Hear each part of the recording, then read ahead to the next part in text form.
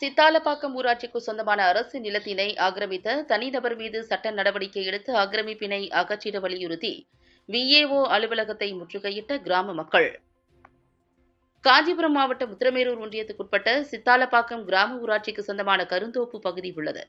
இப்பகுதியில் மகாத்மா காந்தி தேசிய வேலைவாய்ப்பு உறுதி திட்டத்தின் கீழ் மரம் நடும் பணிக்காக கிராம மக்கள் கருந்தோப்பு பகுதிக்கு சென்றுள்ளனர்.